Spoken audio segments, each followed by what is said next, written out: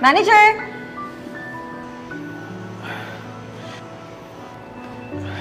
Yes po, ma'am. Ano pong problema? Itong waiter nyo, nag-serve ba naman ng pagkain na may buhok? Tama ba yun sa tingin mo? Gusto ko, ibawas nyo yan sa sahod niya. O kaya tanggalin nyo yan sa trabaho. Dahil hindi ko babayaran tong kinain namin. Pero ma'am, wala naman po talaga akong sinerve na may buhok eh. Nakikita mo yan? Sinisisi pa ako na kasalanan ko. Ano, lalagyan ko yung pagkain ko ng dumi? Tanga ka talaga eh, no? Humanda ka talaga. Papakulong kita. Ma'am, huwag naman po ma'am. Wala naman po akong ginawang masama. Ma'am, ganito na lang po. I-settle na lang po natin ng maayos to. Kumalma lang po kayo, ma'am.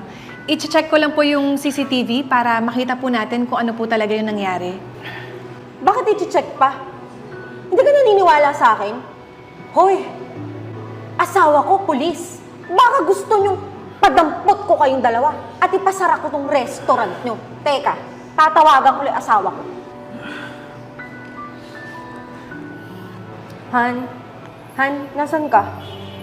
Puntahan mo nga ako dito. Sa Nings, dito lang yan sa may Scout Borromeo. Kinukupal kasi ako ng 2 tao dito eh. Bilisan mo, Han, ha? Hintayin kita. Sige. Manda kayong dalawa.